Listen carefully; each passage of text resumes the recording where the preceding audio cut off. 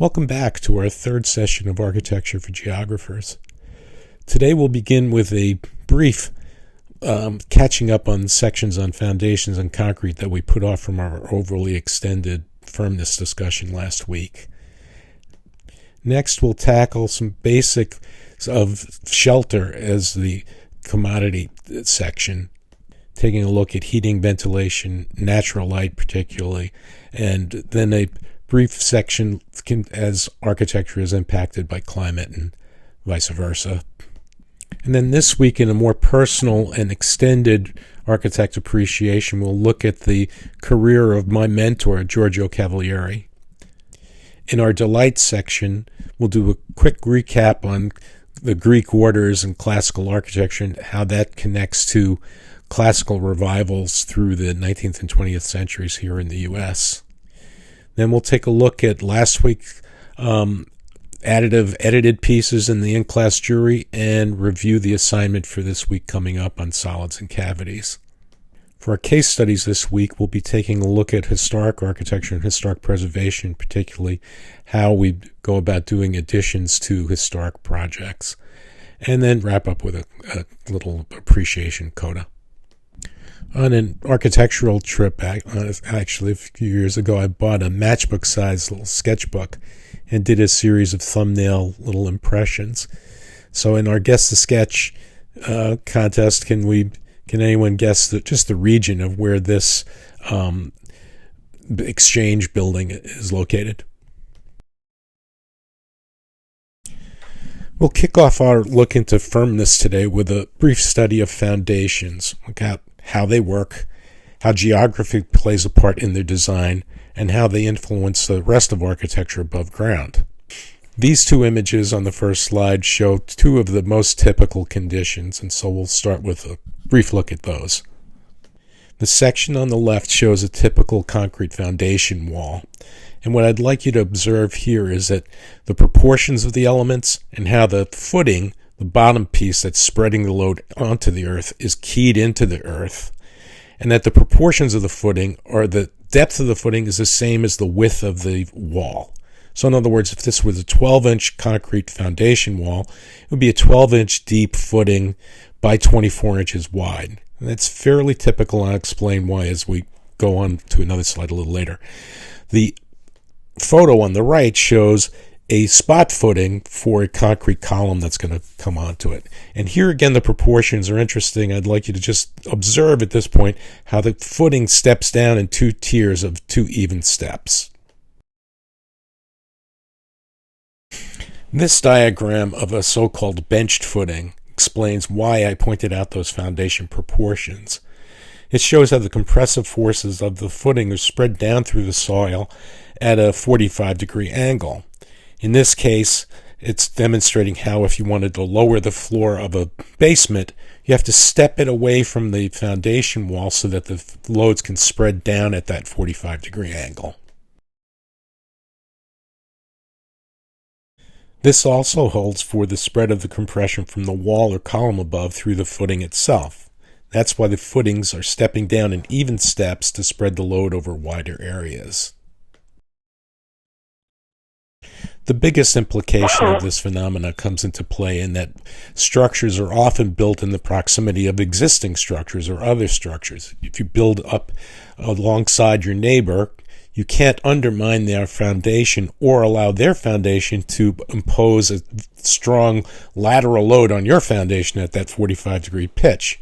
And consequently, you'd have to underpin the taller foundation down to the level of the lower one.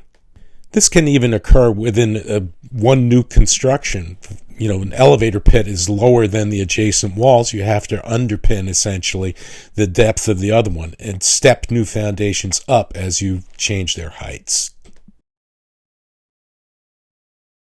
Similarly to how we saw last week, in that the historical tracking of the strength of materials has enabled us to now safely design and engineer structural members, we now have predetermined bearing capacities of different soil types. In general, a mixed soil, a sandy loam, can support around 3,000 pounds per square foot. In other words, that 12 by 24 foot footing in the first slide would support a general two-story building. Soils that are too sandy are more subject to erosion, and soils that are too clayey shrink and swell with seasonal moisture changes, so that neither are suitable for structural fills. We have mapped soil types throughout the country, but this only provides a rough guide to general planning and isn't sufficient information to design a building from. While on very rare occasions I have designed foundations on my own, checking in with the local building official's knowledge of the soil types, typically structural engineers design all the foundations that architects do of any substantial sized buildings. And then frequently they will sub-retain the services of geotechnical engineers and soil scientists to further study and determine the actual subsurface conditions that we're designing for. These plan illustrations here of a highway interchange in my native Bronx show that you have to take borings frequently throughout the site at every specific location that you're planning on putting supports. If you look at the Tower of Pisa there, you can see that that can vary in the 24 feet across from one side to the other significantly. With poor soil conditions, if there's adequate funding available, where there's a will, there is a way. There are ways to address the problems, whether digging the foundations deeper to better bearing capacities, spreading out the size of the foundation so that they bear on more material, or pulling out material and replacing it with structural fill or gravel, compacting the materials with added into it, gravel particularly. But one of the most common solutions is to address it by using piles. Pilings in general can operate in one of two ways. They can be driven or poured to a depth down to adequate bearing or to actual rock, or they can be driven in sufficiently so that the friction of the surrounding earth provides the adequate bearing capacity. And piles can be composed of timber, steel pipe or steel H sections that get driven in. They can be augered out, and concrete, reinforced concrete can be poured. Precast concrete can be driven in. And then one of the later newest methods is to auger large enough holes and then pour in gravel that's compacted in stages and lifts to act as a friction bearing for the foundations above. The real controlling factor does come down to money. Sometimes, the foundations can take up an inordinate amount of the overall project cost and preclude the actual project from happening. One aspect of foundation design is directly geographic, and that is frost depth. As we saw last week, water is the only material that expands when it's cooling, when it goes from a liquid to a solid. And this results in earth actually expanding and creating frost heaves. As you can see in this picture on the upper left, it can tear a house apart if the foundations weren't designed for it. And the way you design the foundation for it is to put the footings below the depth that the ground will ever freeze. And you can see in the map to the right there, generally in Connecticut we use around 42 inches of frost depth. It varies from location to location. And obviously, again, if you're building in Arizona, you just have to put it down the depth of the footing itself. This directly impacts how we build and the robustness of the structures that we build, but it also impacts the architecture, as we'll see. The architectural implication of having to build below the frost depth is that the response has been to develop basements. As you can see here in the typical New York City street row of stooped brownstones, we dig down to the depth of the footing and then don't just fill that back in, but build up the foundation wall to a one-story height and then have a basement space, and the ground floor gets elevated up a flight of steps.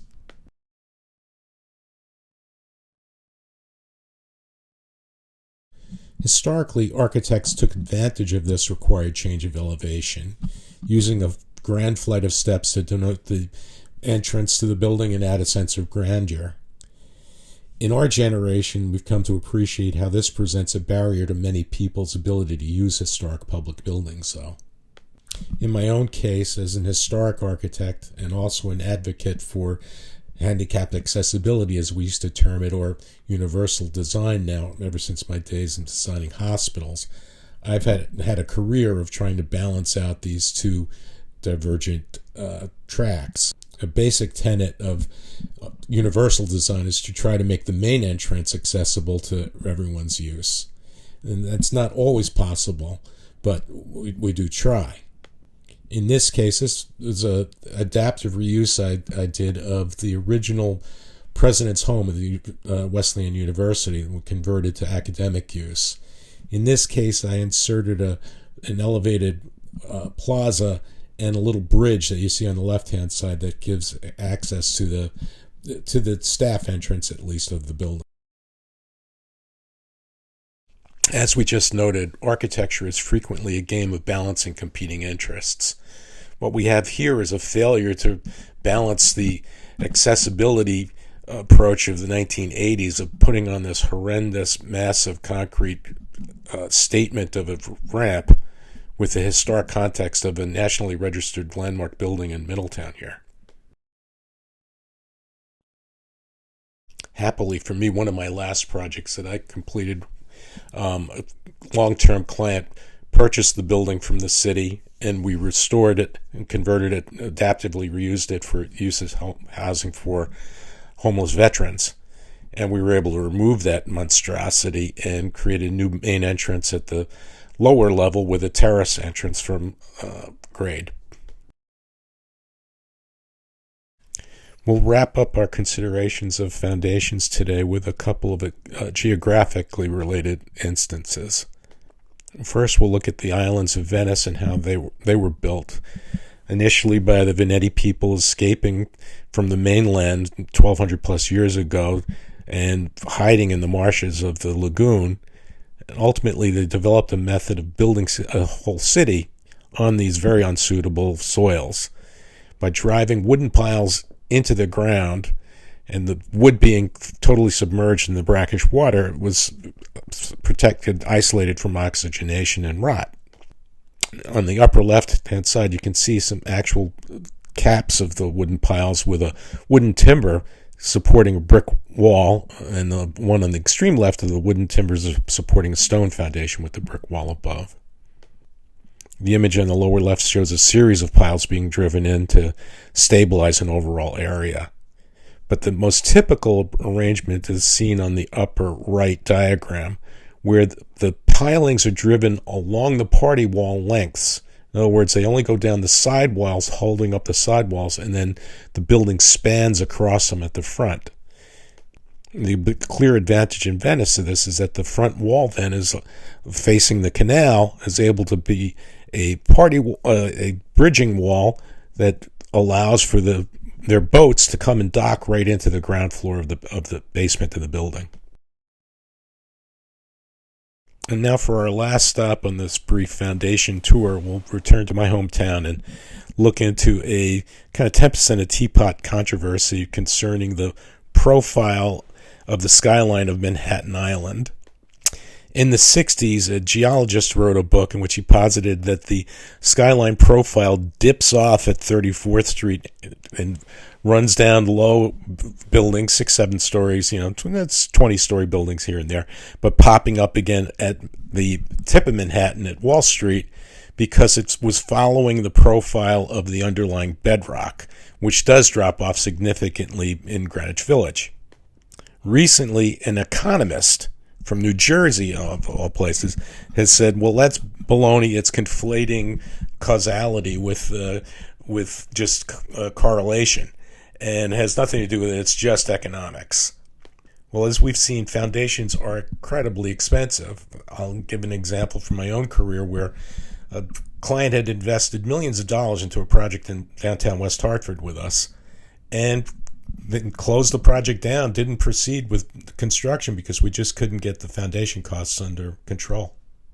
In any case, it's it's an interesting and thought-provoking connection to correlate geology and the development of architecture in cities. And now on to concrete, the building material. It's a gift to architects that keeps on giving. As we saw last week, the Pantheon and this pile of concrete, which is actually another rough dome that the Romans built over 2,000 years ago, are still here with us. It demonstrates one of the unique properties of concrete, which is very interesting, in that it's indefinitely continues to increase in strength, infinitesimally after a few weeks, but it always is getting harder. One other unique factor of it is that we're able to design the strength and weight of the concrete, and we've known how to do that for over 2,000 years as well. The Pantheon itself is poured in tiers of increasingly thinner and lighter weight concrete as it goes up the dome.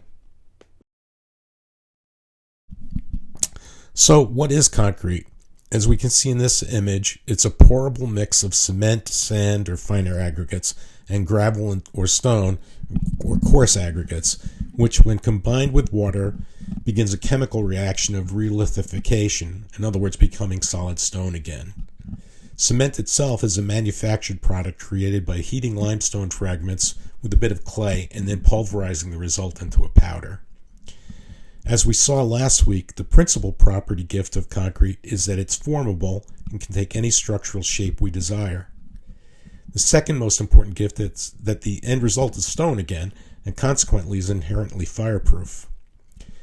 And while concrete is very strong in compression, it's relatively weak in tension, so that any member that needs to withstand bending stresses has to be reinforced to resist the tension side of bending moments. And here a third gift from nature is that concrete and steel chemically bond together so that steel bars are able to form a composite with the concrete that capitalizes on both their strengths to tailor a structural member economically. Finally, as we just noted, the Romans understood the ability to vary the properties of concrete. And nowadays, structural engineers are able to dial in a very exact set of properties by specifying the exact proportions of the basic components and adding specific additives to achieve, for example, faster setting times or greater weather resistance. Once the concrete is set, we take cores of each pour to test at those 7 and 21 day time periods to confirm that the concrete meets the desired strength. Generally, we're aiming for a minimum of 3,000 pounds concrete, 3,000 pounds per square inch for general use, or 5,000 pound concrete for exterior use. A structural property of concrete that we've developed in our own generation is post-tensioning, that allows us to increase significantly the strength of a concrete member. After the concrete has reached its ultimate compressant strength of 21 days typically, steel cables that are run through the concrete can be tightened with hydraulic presses to pre-stress the tension side of the member so that starting off in compression and loading on top of it will never get it to go into actual tension. In this image that we saw in our first week, you see the blue cabling snaking its way through the slab of my project on College Street here in Middletown. Those are hollow plastic conduits through which the steel cables are going to run in very specific areas where the tension is going to be greatest, where the loads are applied. The final property we'll consider of concrete today is its ability to take decorative finishes. While precast concrete can be the humblest of materials, as in a basement hatchway, it can achieve the finest of finishes when we call it actual cast stone, as in these blocks of Frank Lloyd Wright's house in Los Angeles, where we really explored the decorative possibilities of concrete. Because concrete retains the texture of the material it's poured against, architects make use of the decorative possibilities of various formwork when the final product is going to be exposed to view. When it's not, when it's going to be concealed, rough plywood is typically what's used. But when exposed, we can use, for instance, steel forms when we want a smooth or almost glass-like finish. Lumber forms that leave a board form finish are now even mimicked with plastic inserts into plywood forms. But the real thing is still used for artistic effect. In the 60s, Béton brut, or rough concrete that expressed the rugged nature of the materials, became a popular movement. And the best example in Connecticut is Paul Rudolph's School of Architecture at Yale in New Haven. And finally, we can apply finishes to the concrete after the pour is set and completed. Typically, this most often occurs on horizontal surfaces, as in pavings and the steps that you're seeing here. From the humble broom finish, where when the concrete is just about setting up after the pour, you run a broom over it to give it that striped finish, fine striped finish, to polishing the concrete as on the left and applying stains to it, or acid washing it as these exterior steps are and the pavement is to the side. While we can't always achieve the coziness of a Danish hygge interior, architecture does have to provide the basic comforts of shelter, since, as we've noted several times, architecture is defined by its occupancy and use by humans. Today, we'll take a brief overview of some of the more natural, in other words, less mechanical, more architectural systems that control heating, ventilation, and natural light. The most basic architectural control for heating is to modulate the insulation values and the air infiltration of a building's enclosure. In other words, even without additional heating sources, our bodies generate heat and emit waste heat, and so that a solar heated space can be extremely comfortable with no other source than that. Traditionally, buildings were built so that air infiltration changed the air within a room 6 air changes per hour. Starting in the 70s, in response to the OPEC energy crisis, we began tightening up air leakages, inadvertently and sadly creating the sick building syndrome when insufficient mechanical ventilation wasn't provided. On the other hand, insulation values are more a question of what the design temperature is that we're looking to achieve, and a question of the cost of installing it, which is relatively minimal. As we saw last week, one of the basic properties of physics is that matter expands when heated, typically. And with gases, that leads to the maximum of hot air rises. In buildings, this is both a useful and at times dangerous phenomenon that has to be very strictly controlled. Essentially, we term this the chimney effect, which is that if you have a low inlet and a high outlet for gases, you will create a flow of air from the low portion to the high portion. This can be useful, as in the right-hand example, where the pension building was designed with strictly natural ventilation of air inlets below the windows at each floor, and then these very tall clear stories in the building that drew air out and kept this as a very comfortable space in the summertime for hundreds of bureaucrats working in the heat of Washington, D.C.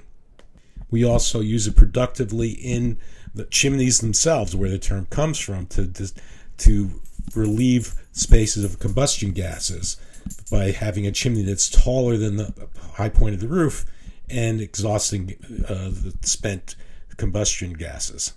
Where we have to be careful, I will give as an example on the left here, are the revolving doors of the Empire State Building, where if we didn't have revolving doors, we'd have to have such deep vestibules because the force of the chimney effect up through the 110 stories of building would suck the air through the lobby so that you couldn't open the doors in the direction of travel.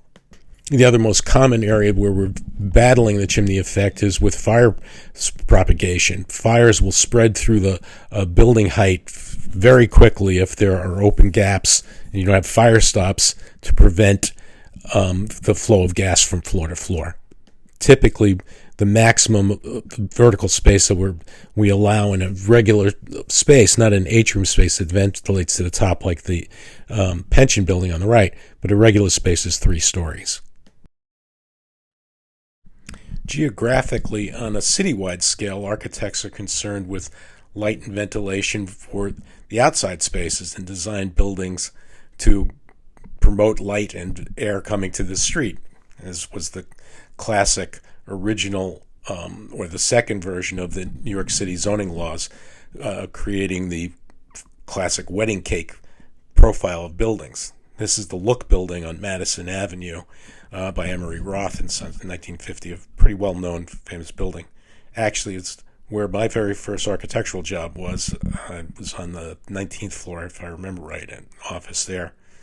In college, I actually worked for a sign maker and designed the lobby signage, or installed the lobby signage in the building as well, so I have a history here. The setting of, course, is even more beautiful, being adjacent to St. Patrick's Cathedral. The primary concern architects have with commodity, though, probably is natural light. Of course, does come into play as delight as well, and light and shadow. But one of the first things an architect will think about with a new building or an existing building project that they're looking at is the solar orientation and how that affects the daylight in the space. Classic example here is, facing a painter's studio, an artist's studio, or an architect's studio with north even light, shadowless light. A second example is this beautiful image of my beautiful grandson with me in my daughter's kitchen. We typically put kitchens on the east side to capture the morning sun and achieve this glorious light that you see here.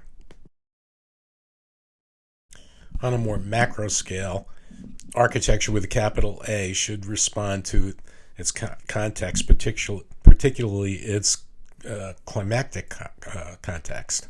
Looking at a couple of extreme examples, the Swiss chalet responds to the Alps, alpine environment by zoning its occupancies with animals at the lowest level, throwing heat up into the people-occupied spaces, and topped by a shallow gabled roof that retains the snow on top of it as an excellent insulator and keeping the overall building comfortable and warm in the winter. On the opposite end of the spectrum, climatically, are the adobe pueblos of the U.S. Southwest, where I can attest I've entered some on blazingly scorching days, and you walk inside and they are extremely comfortable, much more comfortable to me than actually modern air-conditioned spaces.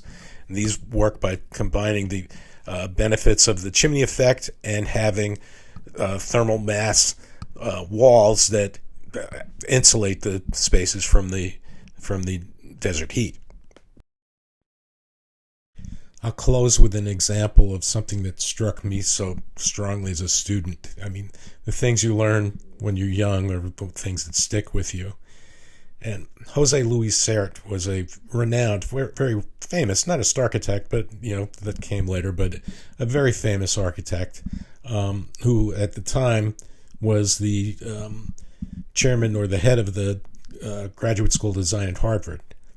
Came and lectured to us at City College once, and we were thrilled and all showed up to hear what he had to say. And he was presenting to us buildings that he designed recently for Boston and what he had on the boards for some projects on Roosevelt Island in New York. And what dumbfounded me was the entourage in his renderings were like this building they designed for Baghdad. He had palm trees and tiny windows for buildings in Boston that, to a New Yorker, I thought of as the Arctic. Not to pick on someone who's justifiably famous, but it just shook me. Here's what ended up getting built at Harvard, one of the projects, which, is more suited to Boston than what he had been originally drawing, but maybe still is kind of heavily shaded a bit for the environment. And finally, to segue into our next section, actually, the middle building here, the very handsome building, is by Sert and Jackson on Roosevelt Island. And the historic building in the foreground actually is the Chapel of the Good Shepherd, which Giorgio Cavaglieri, who we're going to talk about next, restored around the same time. Well, and here we are now. I'm a younger, probably about 25 years ago, architect, come back on a visit to my mentor. There's Giorgio on my left, still in his office, working in the Fisk building. And when I had mentioned in the first class how architecture is a multi-generational team sport where we're giving back to the next generation by training them and how we've been trained. This is who I was thinking about. This is the wonderful, wonderful architect and an even better person. And I'd like to tell us a little bit of his life story and show you some of his work. Actually, I think I'll first interject a couple of personal stories to give a flavor for the nature of our relationship. I first met Giorgio when I was a student, one and only time at that point. I think he might have been actually the president of AIA at that point. And we both were attending a symposium on the design of the World Trade Center. And as a young native New Yorker firebrand, I was really objecting to them destroying the street pattern of the original Dutch New Amsterdam. Giorgio said to me, I was not that I was nuts, but that New York wasn't Venice. It's alive. It's not dead. You have to allow for change. I absorbed some of that, but I still thought, hey, what are you talking about? And then now, years later, when I was actually working for him, I studied my family ancestral language and learned Italian because many of our clients were Italian, but it was really, I was doing it for fun as well. But I was able to work better in the office by being able to speak Italian. So I had met this wild new woman, and instantly we're getting to come to be married. And she didn't even know that I spoke Italian at this point. So her first visit to the office, she walks in, and she hears two people screaming behind the glass block wall. It was an open office, but Georgia was screened off a little bit. And she says to the secretary, "Who's that yelling?" And she says, "Well, it's Jeff and Giorgio."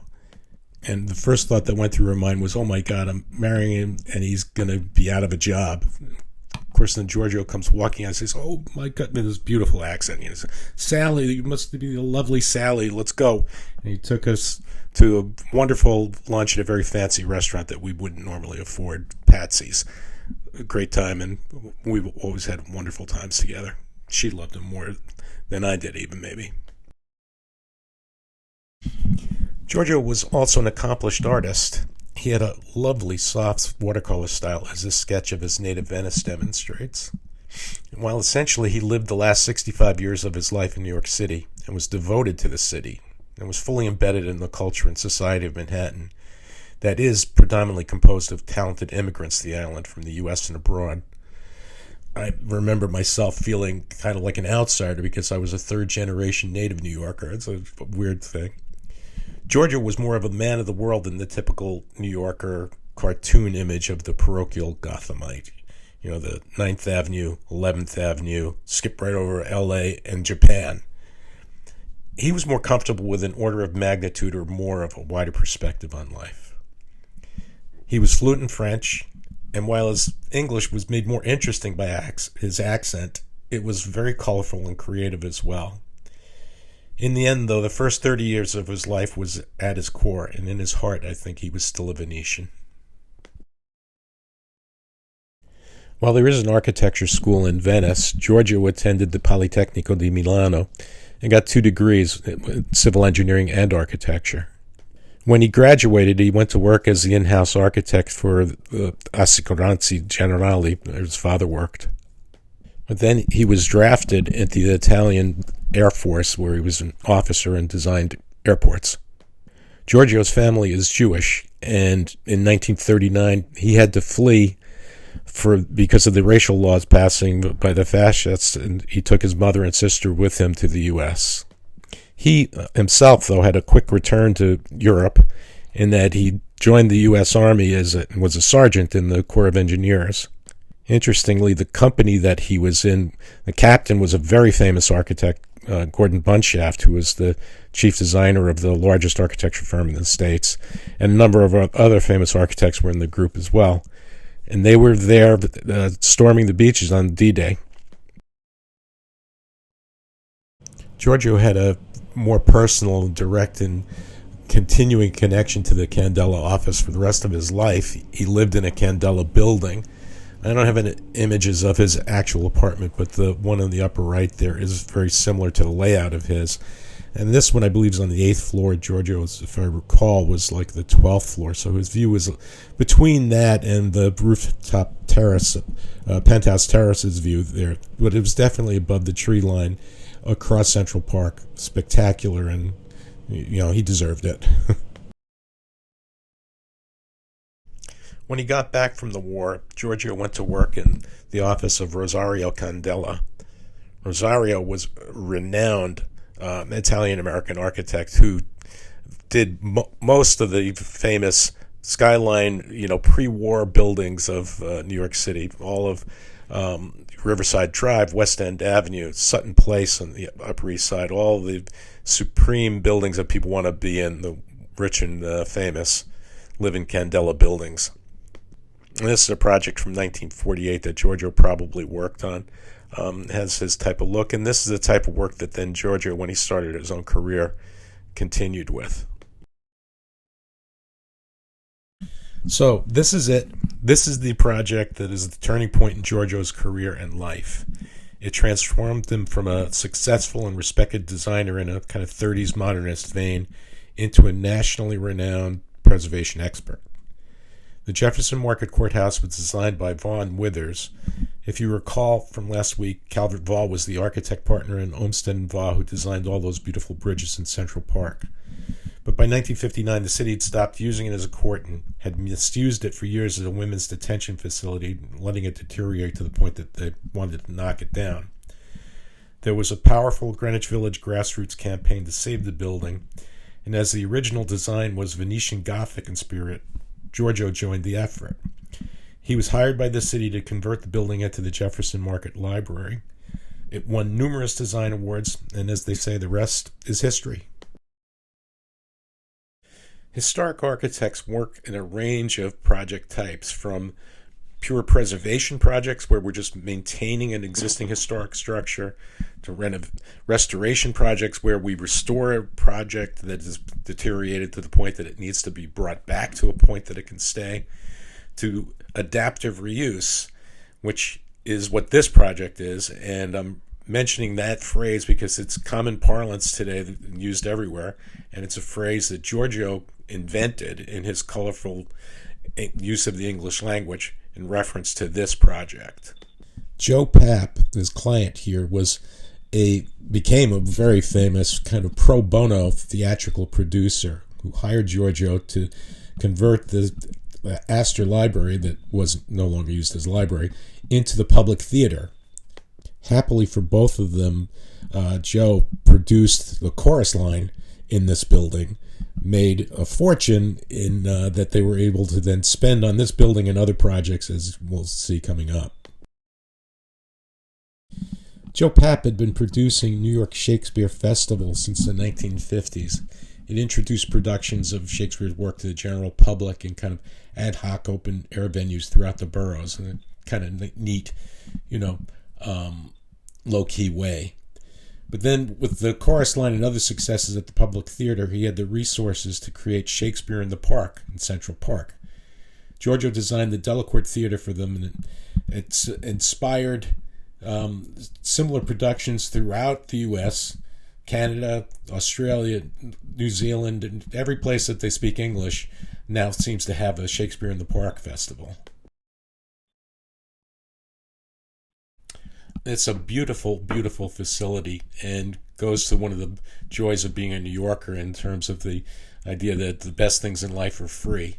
I got to see some amazing productions here myself. I saw Meryl Streep in one of her very first stage appearances as the French Queen in Henry IV. Blew everybody away. We wondered, who is that French girl? I got to see Linda Ronstadt and Kevin Kline in the Pirates of Penzance. I saw several Hamlets. I remember seeing Sam Waterston as Hamlet itself. That shows how long in the tooth that is. The Jefferson Market Library led to Giorgio's long-term relationship with the New York Public Library. He did a number of branches throughout Manhattan and a significant number of projects in the main building at 42nd Street.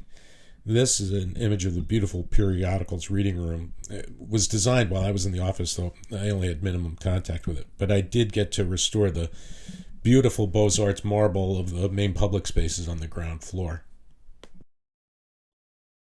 Here are another couple of images of the pension building, adaptively reused as the National Building Museum. We were the consulting historic preservation architects to a Washington, D.C. museum firm, and I was the project architect that led the restoration efforts. It's an incredible space and building. At the time it was built in the 1880s, it was the world's largest brick structure and continues to be one of the world's largest brick buildings.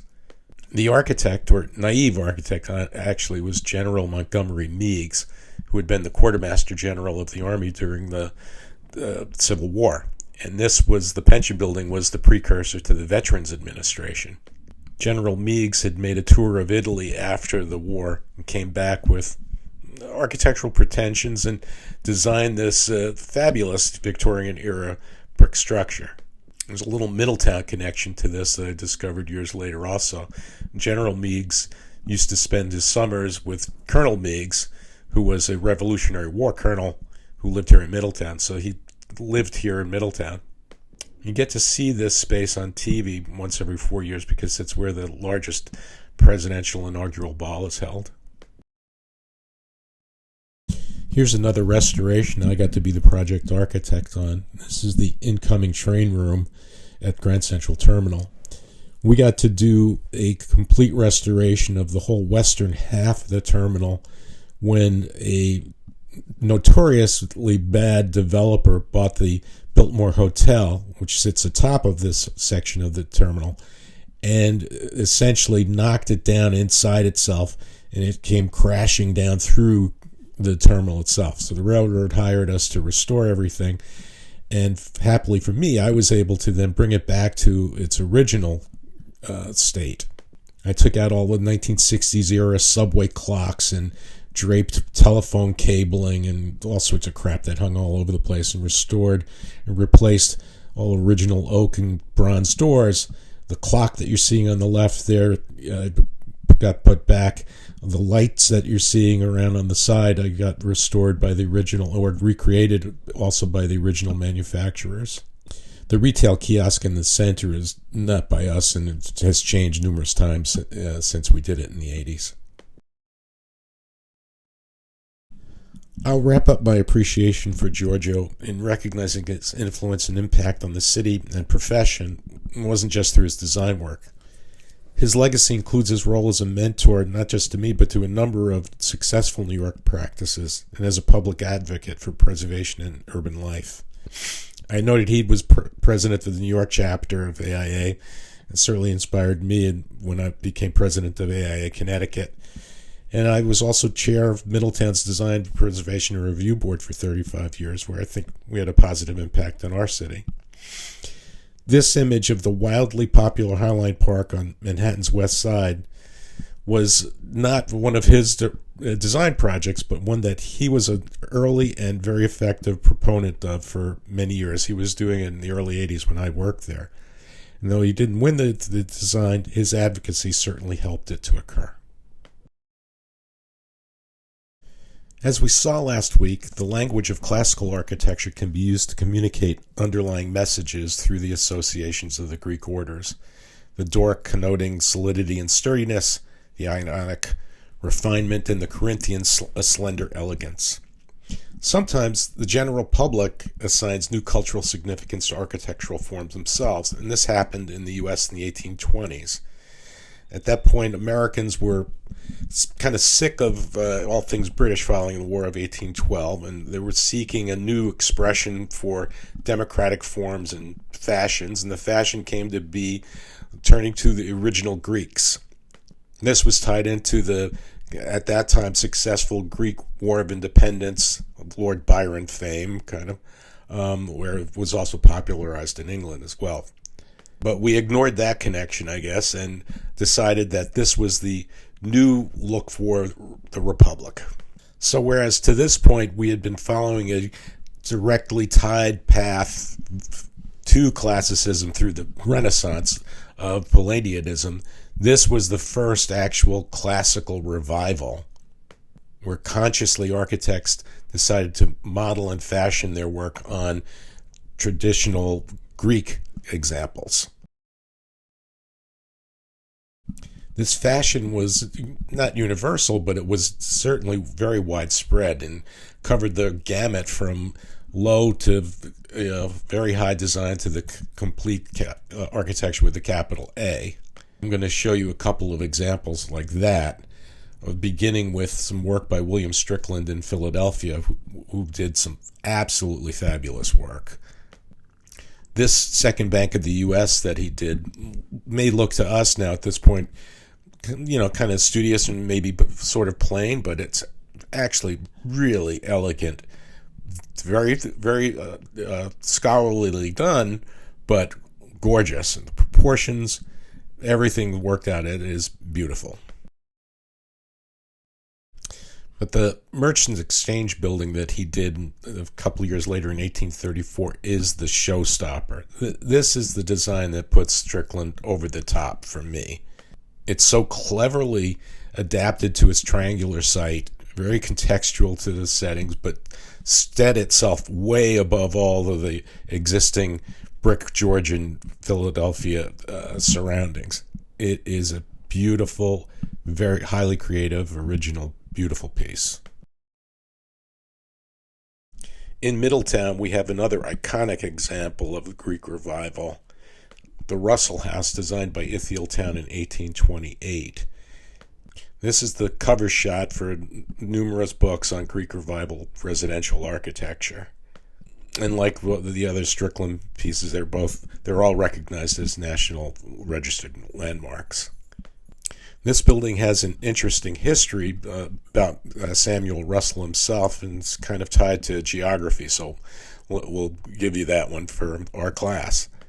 Samuel Russell was an orphan and grew up in Middletown, left and went to New York to start a career in business, ended up in China where he founded the Russell Company, which is, I think possibly even parts of it are still around. Some of the family are still around. But he made a fortune in selling opium, essentially, in Canton, and then was one of the three founders of the Russell Company was one of the three founders of Shanghai in China itself. So this building has direct ties to Shanghai.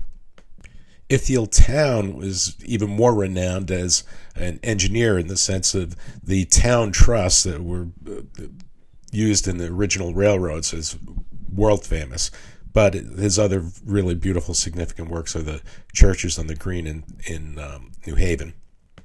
Happily, Wesleyan University has owned the building for nearly 100 years now and has maintained not just the building but the overall property. So it's set in a park-like setting with a number of other Russell family houses along High Street. It sets the high point, but it sets a tone for an overall neighborhood. While the fashion for the Greek Revival didn't last as a continuing thread for American architects in the same way that, for instance, Palladio's works and teachings carried a direct line of influence for 3 centuries, architects have returned again and again to classicism to relate to contemporary American culture. When the Beaux-Arts trained architects of the late 19th century were seeking an appropriate look, for the coming new century, they turned to the Roman Empire for inspiration. They got the chance to explore this approach in depth when they designed the celebration for the Columbia Exposition of 1892 in Chicago, which was marking the 400th anniversary of Europeans coming to America. This revival developed an overall full cultural sway and came to be called the City Beautiful movement. And one of the leaders, predominant leaders of this was the New York firm of McKinney & White, who designed this beautiful mansion in Newport Rosecliff. Personally, I think it's one of the best ones. It is the best classical mansion in Newport. Coming back to the theme of architecture as a team sport, McKinney & White is a poster child for the concept of collaborative work. Charles Fulham McKim was really the leader of the firm altogether and was a very scholarly classicist. And in my same vein, he was an editor, and a refiner designer. Mead was the business manager and the engineering leader of the firm, while Stanford White is a notorious elaborator and such an exuberant, designer that the three of them working together created some of America's most beautiful architecture. Ultimately, there is nothing new under the sun in architecture. As McKinney and White kind of famously said, the quality of your architecture is determined by the quality of who you steal from.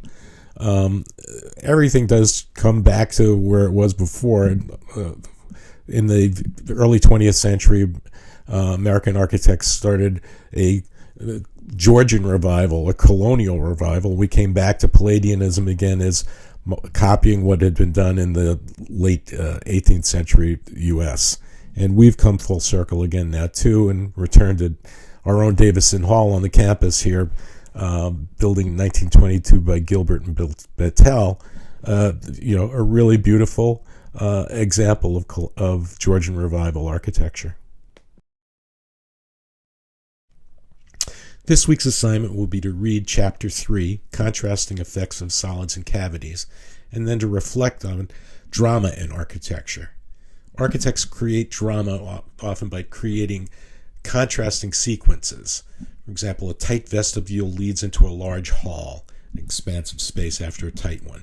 A dark space leads into a bright space, or a classic of a driveway curving through a copse of trees and then opening up into a grand structure. So what I'd like you to do is prepare a one-page illustrated monograph of one of these four buildings by Frank Lloyd Wright, America's maybe most dramatic architect. Falling Water in the Pittsburgh woods on the left, the Guggenheim Museum on the Upper East Side, the Roby House in Chicago, Illinois, or the Johnson Wax building, not the tower, but the original building in Wisconsin. We can now all review each other's exercises in refinement or embellishment, and with the view taken from Rasmussen's second chapter, and a quote from there is, "The architect can be so interested in forming all the structural parts of a building that he loses sight of the fact that construction is, after all, only a means and not an end in itself." In other words, the spaces that we're creating are what's important, how we use them. As our theme for this week has been historic preservation and adaptive reuse, our case study will be a couple of my projects that are contextual additions to historic structures. In the U.S., the Department of the Interior is in charge of historic preservation, and the Secretary of the Interior's guidelines to historic preservation are the standard for practice used at every level, from local to federal. The department also publishes very useful technical building briefs on various preservation topics to illustrate how to implement the guidelines, giving examples. This image is from the brief relating to historic additions and shows the concepts of setting off the addition with a hyphen, as they call it, using the same or related materials palette as the original, following the proportions of the original without overwhelming it, and without directly mimicking it, so that you can differentiate between the original and the new. This first example is on East 70th Street in Manhattan, and is an interesting, actually kind of funny story from my time at Giorgio's office. We originally got the project because Philip Johnson was offered it and didn't want to take it on, and so he suggested that we take it. I took the phone call from him, actually, when he said, Mrs. Jane Reitzman of the Reitzman wing at the Metropolitan Museum wanted us to do a little project for her cars and her chauffeur. I said, yes, definitely, we'd be happy to take it on. So the program is this: the original structure was the ground floor there, which was a garage. So that's for her two Mercedes.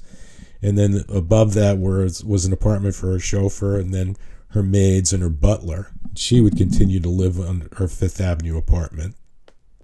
So I designed this with, instead of a hyphen, an ellipsis, where there's the break at the pergola level that had originally been on top of the garage, and then inserted the new apartments above. I followed the Palladian proportions and used the same original brick and limestone as the original structure. Now, the funny part of the story is that we didn't know that when Mrs. Reitzman bought the property, her lawyer had directed her to buy it. They didn't understand that she couldn't build on top of it because they'd sold the air rights off. So we completed the design and nothing ever happened. And then finally, about 10 years ago, I was walking around Midtown. We were being interviewed for an embassy project. And I'm walking down the street, and I look over, and this building looks very familiar. And I realize, wait a minute, that's what I designed. And so what it turns out is that the air rights had been sold to the Explorers Club, the building on the left-hand side to the left. And apparently they took my design and went ahead and built it. This project is Kid City Museum in Middletown, which started as a preservation restoration project, adaptive reuse of the Greek Revival two-family structure on the right-hand side that we moved a block away. It had been used as a convent for years, originally built as a house. Our third adaptive reuse was as the museum. Well, it got so popular because there were it's a wonderful place, but also there was TV advertising for it because Northeast Utilities had donated the first geothermal heating system in the state for a public building to this project, and they were advertising it. So consequently, the client was able to later on come back and more than double the size of the museum, and we created an addition that looked like a project from the next generation from the Greek Revival that this one was, and set it off with a hyphen that's designed to look like a porch. As a wrap-up to today's issues that we saw, this is a project I did about 10 years ago that was a renovation and major addition to contextual addition. You see it on the left side there, of a national landmark Georgian Revival building. One of the biggest challenges was making the building a universal design entry again, and so there's a berm along the whole left-hand side that elevated a new level sidewalk that connects to the parking that we've added on beyond our addition on the left-hand side, that comes around to the main entrance and to our addition. And then we have a separate at-grade entrance at each one for people that come walking or taking public transportation, with an elevator that connects to all the levels at both the addition and the original entries. One last reminiscence I'd like to do of Giorgio Cavaglieri is of my final visit to him. He was in his 90s. It was actually, he died at 95. I visited him, he was 94. He closed up his office really just a couple of years before. I came and met him in his apartment. We went for a hike around the Upper West Side, had a nice little lunch, and he was complaining that he'd had a spill, and hurt his right shoulder, and he wasn't able to paint any longer. He couldn't paint the detail of architecture. And I said, well, Giorgio, just walking around and looking, nobody else here can appreciate what they're seeing the way you do, so there's that. And we got back to his apartment. He said, well, this is what I've been doing. I called them my left-hand portraits. And he had books full of beautiful watercolors that he had done with his left hand. He was able to paint the faces of people that just came to visit him, but not the detail of architecture. So that's my little Latin joke there. He had sinister dexterity. His left hand was as good as his right. And now, in homage to his Central Park West home of 65 years, we'll finish with Duke Ellington's Take the A Train, which runs past his apartment.